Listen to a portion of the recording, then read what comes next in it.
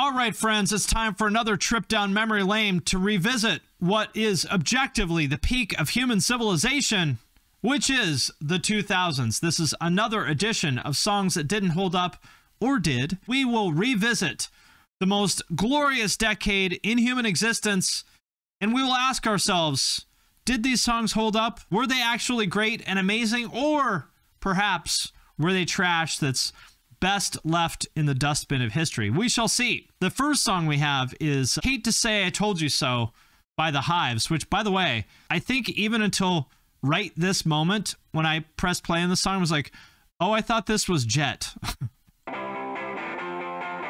I think everyone thought this was Jet, right? Like Jet, the Vines, and the Hives, all basically kind of interchangeable, right? This kind of like garage rock throwback revival stuff. The Wedding Band look.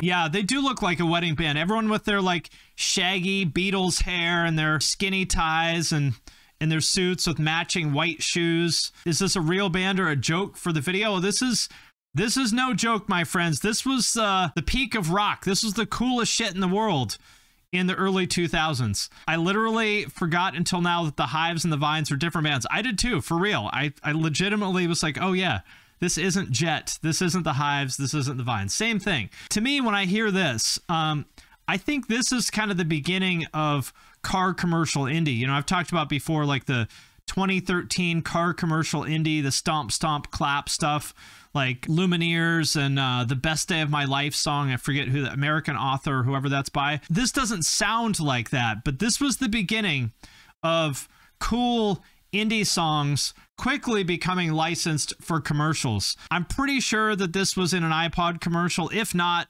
some song like it was in an iPod commercial. Yeah, songs to buy a Toyota too. Exactly. I can't think of anything but car commercials when I hear this. Or maybe like local sports, you know, before like a minor league baseball game in like Dayton, Ohio. I suppose, you know, does the song hold up? I absolutely hate this sound, and this whole trend was like one of the most like insufferable times in music to me, because all it makes me think of is those car commercials and like irritating, you know, indie girls that go to dive bars. But as much as I dislike it, the fact that we all remember it this much and that we all have so many strong associations with it, I mean, isn't that what music is supposed to be for? So I gotta say, as much as I dislike this, I think if we're being objective, I think it does hold up, right? So do I hate this song? Oh yes, absolutely. Absolutely. I hate this song with every fiber of my being, but does it hold up? I think it does. And this is a good point. Hey, some of those indie girls were fun. This is true. This is true. If you hung out with girls who were into this kind of stuff back then, you probably did have a lot of fun. You probably put a lot of miles on your soul along the way, but you probably did have fun. So yeah, does it hold up? Yes, but no. But yes, but no, but yes. That's my answer. Next, we have breaking news. I have new merch. I've got this new one designed by my good friend Michael Shantz. It says, "Hell yeah, brother." Hell yeah, brother. And the Listen to New Metal shirt, as well as all my other designs. And you can check all of those out at the link in the description of this video. Next, we have You Belong With Me by Taylor Swift, which I think this was the first song of hers that I heard from way back in 2009, back when Taylor was country. It's kind of weird. Like, you look at this video now, at the time it seems so like cute and innocent, but you look at it now, it's kind of weird. It's like the girl from across the street is like staring at the neighbor boy through his window at night. It's kind of strange. You're on the phone with your girlfriend. She's upset at you. Is she drawing? Oh, no, she's not. I thought she was drawing him. That would have been even weirder. She's not drawing him. She's just staring at him while he's on the phone with his girlfriend, writing him signs like a weirdo. Get your humor like I do. Tired of drama. I thought he says His sign says tired of drama. I thought it said tired of Obama at first, and I was like, wow, that's bold. Didn't think they were going to get political. Listening to the kind of music she doesn't like, and she'll never know your story. She'll never know you like I do. I love you. She says, I love you. That's not weird at all. Now, obviously, this is like just a cute song for teenagers who have a crush on the neighbor or whatever. You know, don't want to go too hard on her, but it is kind of weird, especially now, you know, sort of knowing who Taylor Swift became, sort of the archetype of the femcel. Yeah, given Taylor's dating history, I believe she is gaslighting that boy about the drama thing. I think so too. I feel like this is kind of the flip side of all those Descendants songs that are, it's like, your boyfriend's a jerk, but you wouldn't know that because you don't want to be with a nice guy like me. You only want to be with assholes like him because you're a dumb slut that doesn't like nice guys like me. Like, yeah, you sound real nice. This is sort of the female version of that. She is the patron saint of female manipulators. It's true. And then Lana Del Rey. But, you know, Taylor really laid the foundation for all of that. And 17 albums of It's All His Fault later. Yeah. As much as it's a cute song, it's a little bit creepy. There's some kind of toxic kind of energy going on here, right? Some toxicity. See, the bad girl with the black hair and the good girl, the good blonde girl, it's a little slut shaming too. You know, she wears short skirts and I wear t-shirts. One of those moments where you look back on it and you're like, oh, maybe this song wasn't as wholesome as we thought it was. But I will say, on a purely musical basis, does the song hold up? Absolutely. This is 10 out of 10. Amazing, great pop song. You know, the lyrics, maybe a little bit weird in hindsight, but hey, listen, she was what, 16 or something when she did this, so we can't come down on her too hard. Kind of a little sad that Taylor's still doing the kind of it's all your fault, you know, why don't you like me back because you're a jerk kind of thing. Kind of sad that she's still doing it a million years later, but I think it's a great song. I think it holds up. Next up, how about Bon Jovi? I'm going to guess that all of you remember old school Bon Jovi, but just in case you don't, Bon Jovi originally came out as kind of a, I guess what I would say, a hair metal band. We're going to talk about It's My Life by Bon Jovi, but their breakthrough actually was way back in the 80s. I think this was like their first really big song, or their big breakout song.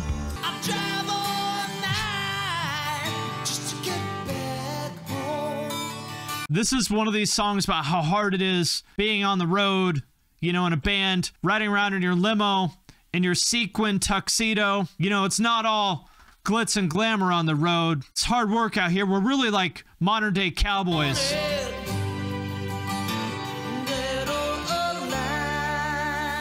And to be fair, Bon Jovi's a fucking great band. I mean, they're obviously corny as hell, but if you're willing to put up with some corniness, gotta say, incredible band.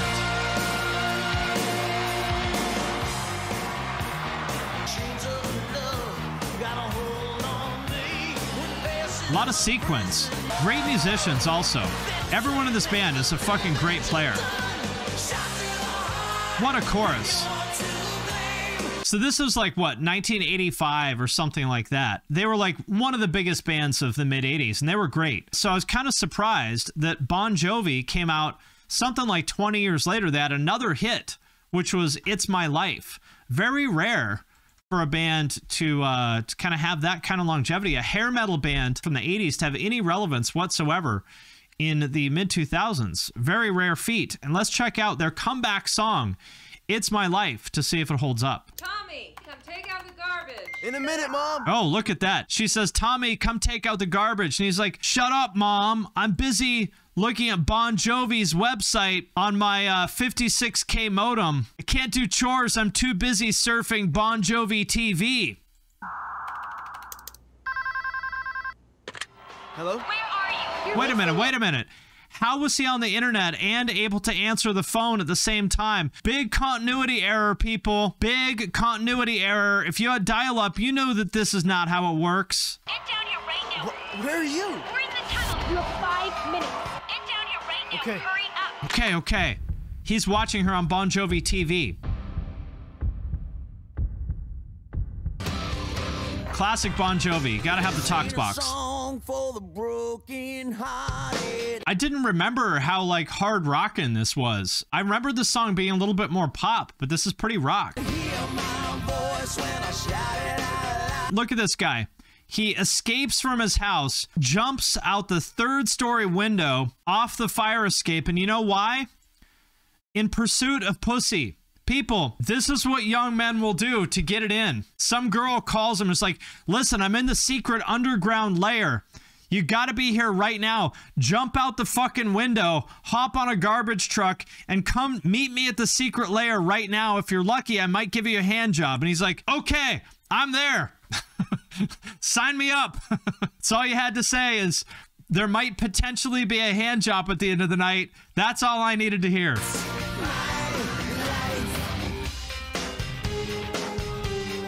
Do I have experience with this? Hell yeah. Listen, would I jump off this ledge after being chased by a pack of wild dogs to potentially get a dry hand job at the end of the night from some girl on the internet? Hell yes, I would. Do I have any firsthand experience with that? Hell yes, I do. That's right. If you're down bad enough, you'll fight God for a finger blast. Put the gloves on, coach. I'm in.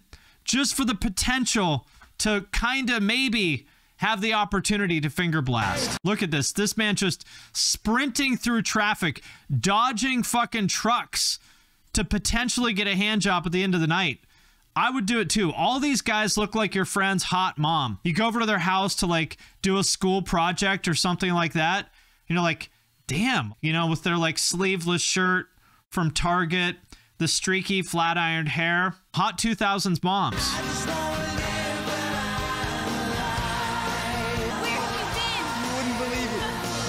See, she said, where have you been? He doesn't need to explain. He just says, all I needed is just the suggestion that maybe, possibly, at the end of the night, I might potentially get the chance to touch your boob. And I was willing to dodge traffic and run from wild dogs just for the chance to caress your boob. The part, okay, so like, I'll get into some graphic detail here. If that's all I get to do at the end of the night, it was worth defying death. And I don't know, to be honest, I wasn't listening to the song. All I thought about is getting a hand job in this underground tunnel at the end of the night. For that reason alone, I say this song holds up. It's a classic. I love it. My favorite song of all time. Best song I've ever heard. Didn't listen to it. Okay, next up, we have Starstruck by a 303 and Katy Perry. Remember, Katy Perry had an emo phase. Johnny Gilbert made a video where he talked about celebrities with an emo phase. And I said, Katy Perry had an emo phase? Really? And he said, well, remember, she played Warped Tour. And I said, oh, that's right. She did play Warped Tour. Remember, she dated or was married to Travie McCoy from Gym Class Heroes. And I said, oh, that's true. And then he said, and remember, she did a song with 303. And I said, okay, fair point. You've convinced me. Katy Perry was emo. I've not listened to the song. I forgot that it existed because I only remembered Don't Trust Me. I've not listened to it since 2009 or whenever it came out. Let's see if it holds up. Starstruck by 303 featuring Katy Perry, formerly known as noted Christian singer-songwriter Katie Hudson.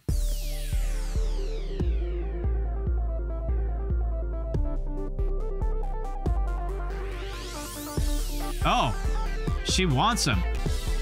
I don't know what's happening here.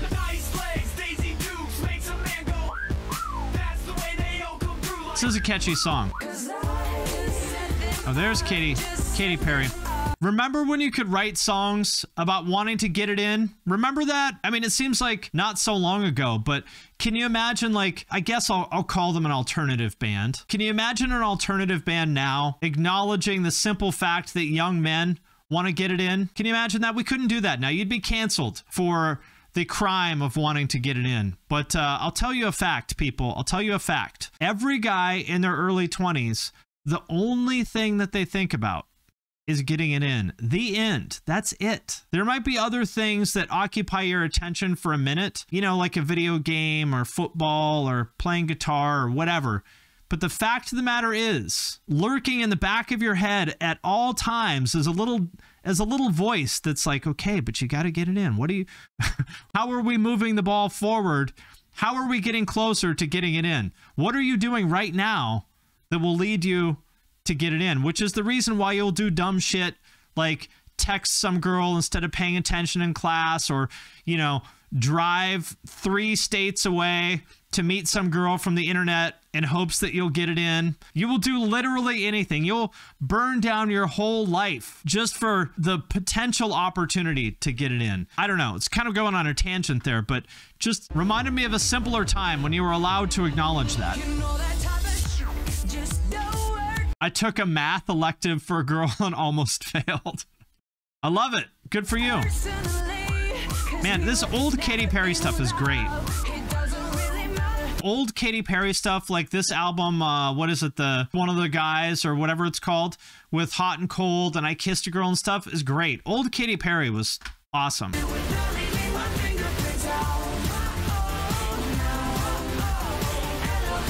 I mean, have you ever really lived as a man in your 20s unless you made some horrendously stupid decision that like set your progress in life back 3 to 5 years in pursuit of the wrong girl? It's a rite of passage, right? If you're a guy in your 20s, you have to somehow shoot yourself in the foot by spending years pursuing the wrong person, and then one day you find yourself going, well, that was fucking stupid. Why did I do that? And here we are. Sure wish I didn't spend the last 3 years doing that, but oh well. Anyway, again, I was only half paying attention to this song, but 303, underrated. I feel like they need more respect. 303, I think it's time to put some respect on their name. Good song. I love old Katy Perry too, so I think we're doing well with this edition of 2000 songs, because I believe that all of these songs, I believe that they all held up, didn't they? Oh wait, we have one more. A song that is very misunderstood is Country Grammar by Nelly. What a beat. And by the way, did you hear the lyrics to this song? Do you know what this song is about? So a street sweeper, I'll show you what a street sweeper is. A street sweeper is this. The beginning of this song, street sweeper cocked and ready to go, whatever it is.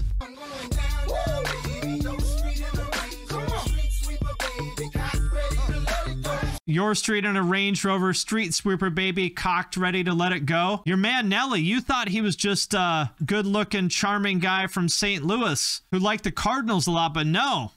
This song is about Nelly rolling down your street, about ready to put some work in. I actually love this song. This beat is so good. What a beat. I've said this before, but I'll say it again. The mid-2000s was a magical time where if you saw somebody dressed like this, there was an equal chance that they could be a Southern rapper or they could be in a deathcore band, right? Like, the guys in Despised Icon basically dressed the same as Nelly. What a magical time to be alive. I love this song. Nelly's underrated. What a hook.